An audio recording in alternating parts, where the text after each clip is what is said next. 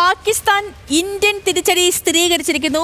Pakistan വ്യോമതാവളങ്ങളിൽ India തിരിച്ചടി നൽകിയെന്ന് സ്ഥിരീകരിച്ച് Pakistan lieutenant general Ahmed Sharif രംഗത്ത് വന്നിരിക്കുന്നു. കഴിഞ്ഞ രാത്രി വിവിധ കേന്ദ്രങ്ങളിൽ മിസൈൽ ആക്രമണം നടത്തിയെന്നും ഭൂരിപക്ഷം മിസൈലുകൾ പ്രതിരോധിച്ചെങ്കിലും ചില മിസൈലുകൾ പ്രതിരോധം ഭേദിച്ചെന്നും ഷരീഫ് പറയുന്നുണ്ട്.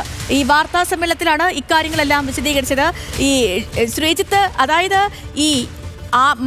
ഒരു വശത്ത് പാകിസ്ഥാന്റെ ഡ്രോണുകൾ ജനവാസ മേഖലകൾ ലക്ഷ്യമാക്കി വരുന്നുണ്ട്. പക്ഷേ മറുവശത്ത് പാകിസ്ഥാന്റെ സൈനിക കേന്ദ്രങ്ങൾ, പാകിസ്ഥാൻ ഭീകരരുടെ ലോഞ്ച് പാഡുകൾ, അവരുടെ മിസൈൽ പ്രതിരോധ സംവിധാനങ്ങൾ അടക്കം തച്ചുടച്ചുകൊണ്ട് ഇന്ത്യയുടെ മിസൈൽ വർഷം അവിടെ നടക്കുന്നുണ്ട്.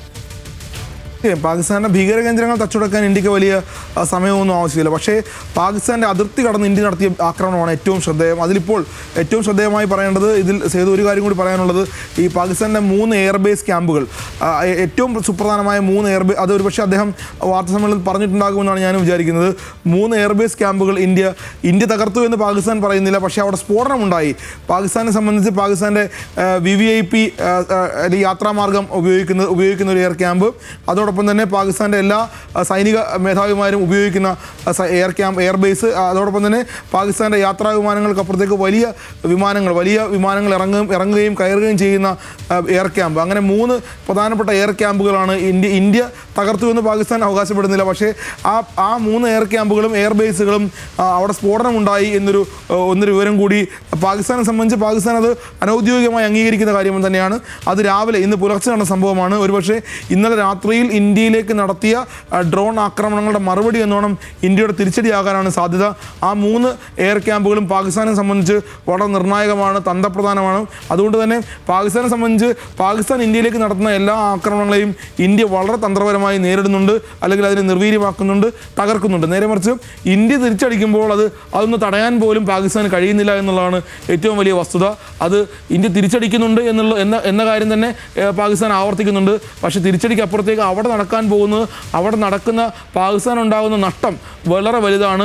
ഒരുപക്ഷെ ഈ ഇന്ത്യ തിരിച്ചടിക്കുമ്പോഴെല്ലാം അവിടെ ജനങ്ങൾക്കോ ആളുകൾക്കോ സൈന്യത്തിനോ ഉള്ള അല്ലെങ്കിൽ ജീവഹാനി ഇതുവരെ ഉണ്ടായിട്ടില്ല എന്നുള്ളതാണ് ഇതിൽ ഏറ്റവും വളരെ വസ്തുത എന്ന് പറയേണ്ടത്. കാരണം ഇന്ത്യയുടെ ആക്രമണം വളരെ ക്ലിനിക്കലാണ്, വളരെ പ്രിസൈസ് ആണ്. ആ ഇന്ത്യ നടത്തുന്ന ആക്രമണങ്ങൾ പാകിസ്ഥാൻ്റെ ഭീകര കേന്ദ്രങ്ങളിലേക്കാണ് ഇപ്പോൾ നടത്തുന്നത്. ഇന്ത്യയിലേക്ക് ഇന്ത്യയുടെ ജനവാസ കേന്ദ്രങ്ങളിലേക്ക് നടത്തുന്ന ആക്രമണത്തിനുള്ള മറുപടിയാണ്, അല്ലെങ്കിൽ തിരിച്ചടിയാണ്.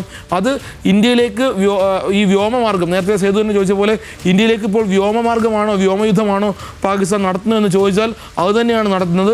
അതിനുള്ള മറുപടിയാണ് പാകിസ്ഥാൻ്റെ എയർബേസുകളിലേക്ക്, എയർ ക്യാമ്പുകളിലേക്ക് ഇന്ത്യ തിരിച്ചടി നടത്തുന്നത്. അവിടെ സ്ഫോടനം ഉണ്ടാകുന്നത്, അത് പാകിസ്ഥാൻ ഉണ്ടാകുന്ന നഷ്ടം വളരെ വലുതാണ്. കാരണം ഇനി ഒരു എയർ ക്യാമ്പിൽ നിന്നും ഒരു എയർബേസിൽ നിന്നും ഇന്ത്യയിലേക്ക് ഒരു ആയുധം, ഒരു മിസൈൽ തൊടുക്കണമെങ്കിൽ, അല്ലെങ്കിൽ ഒരു ഡ്രോൺ അയക്കണമെങ്കിൽ പാകിസ്ഥാൻ അതിനെക്കുറിച്ച് ആലോചിക്കുമ്പോൾ സ്വാഭാവികമായും അവിടെ ഒരു തിരിച്ചടി ഉണ്ടാകും എന്ന് പാകിസ്ഥാൻ ഇപ്പോൾ മനസ്സിലാക്കുന്നുണ്ട്. അത്തരത്തിലാണ് ഇന്ത്യയുടെ തിരിച്ചടി. ഇന്ത്യയുടെ പ്രത്യാക്രമണമൊക്കെ വളരെ ക്ലിനിക്കലാണ്. ഒരു പ്രദേശത്തേക്ക് അല്ലെങ്കിൽ ഒരു ജനവാസ മേഖലയിലേക്ക് ഒരു കേന്ദ്രം ഒന്നാകെ തകർത്ത് കളയാം എന്നൊരു ചിന്തയിലല്ല ഇപ്പോൾ ഇന്ത്യയിലുള്ളത്. ഇന്ത്യക്ക് അത് കഴിയാഞ്ഞിട്ടല്ല എന്ന് നമുക്കറിയാം. നേരത്തെ സേതു തന്നെ പറഞ്ഞ പോലെ ഇന്ത്യയുടെ സൈനിക ശേഷിയൊക്കെ പാകിസ്ഥാൻ ചിന്തിക്കുന്നതിനൊക്കെ അപ്പുറത്താണ്. പക്ഷേ ആ രൂപത്തിലൊന്നും ഇന്ത്യ ഇപ്പോൾ ചിന്തിക്കുന്നില്ല.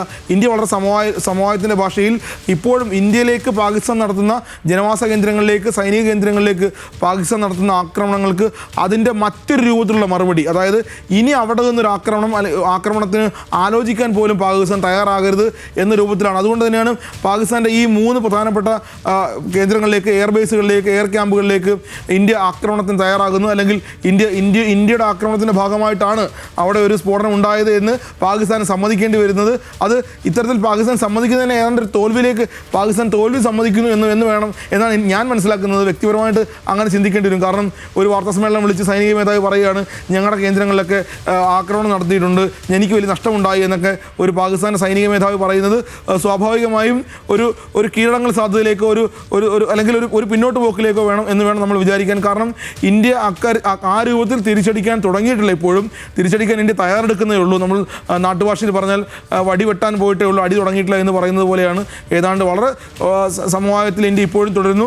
ഇപ്പോഴും നഷ്ടം ഏതാണ്ട് ഇന്ത്യയെ സംബന്ധിച്ച് ഇതുവരെ ഒരു യുദ്ധം പോലും ജയിക്കാൻ കഴിയാത്ത ഒരു ഞാഞ്ഞൂൽ രാഷ്ട്രമാണ് ഇന്ത്യയെ വെല്ലുവിളിക്കുന്നത് എന്നുള്ളത് കേൾക്കുമ്പോഴാണ് ഒരു പരിഹാസം തോന്നുന്നത്. ഇപ്പോൾ ശ്രീജിത്ത്, ഈ അതിർത്തിയിൽ ഇപ്പോൾ 3 തരത്തിലുള്ള ആക്രമണങ്ങളാണ് നടക്കുന്നതെന്ന് നമുക്ക് പറയാം. ഇതിൽ ഒന്ന് അതിർത്തി സൈനിക പോസ്റ്റുകൾക്ക് നേരെയുള്ള പാകിസ്ഥാന്റെ ഷെല്ലാക്രമണം, മറ്റൊന്ന് ഈ ഫൈറ്റർ ജെറ്റുകൾ തമ്മിലുള്ള ആക്രമണമാണ് നടക്കുന്നത്, ആകാശമാർഗമുള്ള ആക്രമണം. മറ്റൊന്ന് നമ്മൾ ഈ പറയുന്ന പോലെ ജനവാസ മേഖലകളെ ലക്ഷ്യമാക്കിയുള്ള പാകിസ്ഥാനിൽ നിന്ന് വരുന്ന ഡ്രോൺ ആക്രമണങ്ങൾ.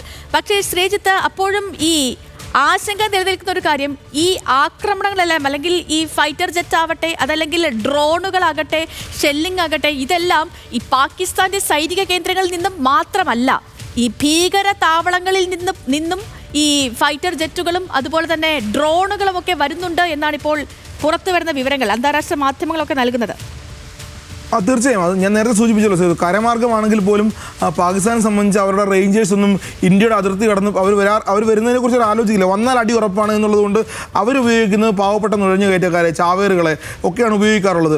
അത് മാത്രമല്ല, പാകിസ്ഥാൻ്റെ സൈനിക ക്യാമ്പുകളായിട്ടൊക്കെ പ്രവർത്തിക്കുന്നത് പലപ്പോഴും ഈ ഭീകര കേന്ദ്രങ്ങൾ തന്നെയാണ്. നമ്മൾ ഇന്നലെ സേതുവിനറിയാം, കഴിഞ്ഞ ദിവസം നമ്മൾ തന്നെ എക്സ്പ്ലെയിനറായി നൽകിയിരുന്നത് ഈ പാകിസ്ഥാൻ ഒക്കുപ്പൈഡ് കാശ്മീർ, അതായത് പാക് അധീന കാശ്മീർ എന്ന് പറയുന്ന പ്രദേശത്തുള്ള പ്രധാനപ്പെട്ട കോട്ട്ലിയൊക്കെ നമ്മൾ വളരെ വ്യക്തമായി സൂചിപ്പിച്ചിട്ടുണ്ട്. ആ കോട്ട്ലിയും ബർണാലയും, ഈ 2 പ്രദേശങ്ങളിൽ പാകിസ്ഥാന് വലിയ ഭീകര കേന്ദ്രങ്ങളുണ്ട്. ആ കേന്ദ്രങ്ങൾ 2എണ്ണവും ഇന്ത്യ തകർത്തിരുന്നു, ഇനിയും കൂടുതലുണ്ടായേക്കാം. ആ കേന്ദ്രങ്ങളൊക്കെയാണ് പാകിസ്ഥാൻ ഈ സൈനിക വിന്യാസത്തിനായിട്ടും പാകിസ്ഥാൻ്റെ ഭീകര കേന്ദ്രങ്ങളിൽ നിന്ന് തന്നെയാണ് സൈനിക വിന്യാസത്തിന് വേണ്ടിയും ആയുധങ്ങൾ ഉപയോഗിക്കുന്നതിന് വേണ്ടിയും ഒരു പരിധിക്കപ്പുറത്തേക്ക് ഡ്രോൺ ഉപയോഗിക്കുന്നതിന് വേണ്ടിയും ഒക്കെ ഉപയോഗിക്കുന്ന ഈ ഭീകര കേന്ദ്രങ്ങൾ തന്നെയാണ്. ഇത് പാകിസ്ഥാൻ്റെ ഭീകര കേന്ദ്രങ്ങളും പാകിസ്ഥാൻ സൈന്യത്തിൻ്റെയും അല്ലെങ്കിൽ ISIയുടെയും കേന്ദ്രങ്ങളൊക്കെ പരസ്പര സഹോദരന്മാരെ പോലെ പ്രവർത്തിക്കുന്ന കേന്ദ്രങ്ങളാണ്. ഞങ്ങൾ ഉപയോഗിക്കുന്നു, നിങ്ങൾ ഉപയോഗിക്കുന്നു എന്ന രൂപത്തിൽ തന്നെയാണ്. അതുകൊണ്ടാണല്ലോ പാകിസ്ഥാൻ്റെ ഭീകര കേന്ദ്രങ്ങൾ തകർത്തപ്പോൾ പാകിസ്ഥാൻ ഇത്രയും വിഷമം ഉണ്ടാകുന്നത്. അല്ലെങ്കിൽ ഇത് തിരിച്ചടിക്കാൻ എവിടെയാണ് പാകിസ്ഥാൻ്റെ ഒരു ജനവാസ കേന്ദ്രത്തിലും ഇന്ത്യ ആക്രമണം നടത്തിയിട്ടില്ല.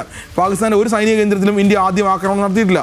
അതിൽ പാകിസ്ഥാന് വേദനിക്കുന്നുണ്ടെങ്കിൽ അത് പാകിസ്ഥാൻ്റെ സൈനിക കേന്ദ്രങ്ങൾ കൂടിയാണ് ഇത്തരം ഭീകര കേന്ദ്രങ്ങൾ എന്നുള്ളത് വളരെ വ്യക്തമാണ്. പാകിസ്ഥാൻ ഇത് അറിഞ്ഞോ അറിയാതെ പുറത്ത് പറഞ്ഞു പോകുന്ന അവസ്ഥയിലാണ് ഇപ്പോൾ ഉള്ളത്. കാരണം അവരെ സംബന്ധിച്ച് ഇത് തെളിവുകൾ സഹിതം ഇന്ത്യ ലോകത്തിന് മുന്നിൽ കാണിക്കുകയാണ്. ഞങ്ങൾ ആക്രമിച്ചത് ഈ സ്ഥലമാണ്, ഇത് ജെയ്ഷെ മുഹമ്മദിൻ്റെ ഭീകര കേന്ദ്രമാണ് ബഹവൽപൂർ, അതോടൊപ്പം തന്നെ മുരിക്ക, അത് ലഷ്കർ ഇ തോയ്ബയുടെ ഭീകര കേന്ദ്രമാണ്, അവിടെയാണ് ഞങ്ങൾ ആക്രമിച്ചത്, അവിടെ കെട്ടിടങ്ങളാണ് തകർത്തിട്ടുള്ളത്, അവിടെയുള്ള ഭീകരരെയാണ് ഞങ്ങൾ കൊലപ്പെടുത്തിയിട്ടുള്ളത്. ഇന്ത്യ വളരെ ആധികാരികമായി പറയുമ്പോൾ പാകിസ്ഥാന് വിഷമമാകുന്നു. കാരണം അതിപ്പോൾ സേതു ചോദിച്ചതുപോലെ അവിടെ നിന്നാണ് പാകിസ്ഥാൻ്റെ സൈനിക വിന്യാസം ഉണ്ടാകുന്നത്, സൈനിക പരിശീലനം ഉണ്ടാകുന്നത്. ഭീകരരെ വളർത്തി ഇന്ത്യ ആക്രമിച്ചു പോവാ എന്ന് പറഞ്ഞ് ഭീകരരെ വളർത്തി വലുതാക്കി ഇന്ത്യയിലേക്ക് വിടുന്നത്.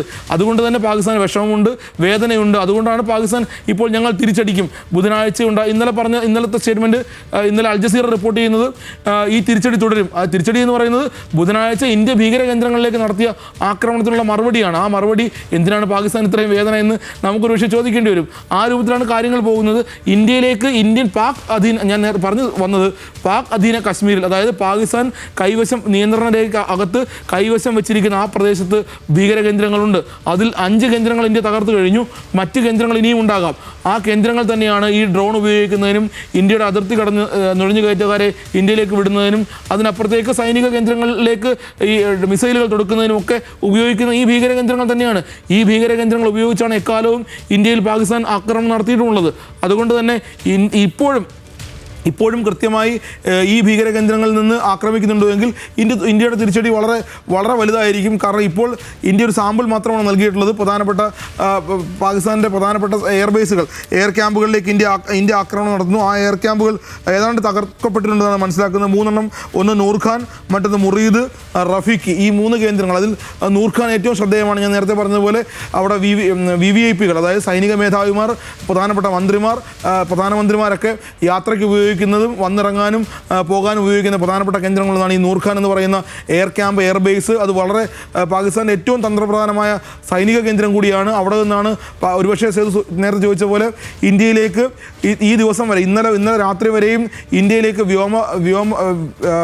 വൈമാനിക ആക്രമണത്തിന് പാകിസ്ഥാൻ മുതിർന്നത് ഒരുപക്ഷെ ഈ ഞങ്ങളുടെ നൂർഖാൻ ഞങ്ങൾക്കുണ്ട് എന്ന ഒരു ആത്മവിശ്വാസത്തിലായിരിക്കും. ആ ആത്മവിശ്വാസത്തെയാണ് ഇപ്പോൾ ഇന്ത്യൻ സൈന്യം അവിടെ സ്ഫോടനം നടത്തുന്നത്. സ്ഫോടനമായിരിക്കില്ല, വലിയ ആക്രമണമായിരിക്കും നടത്തിയിട്ടുണ്ടാകുക.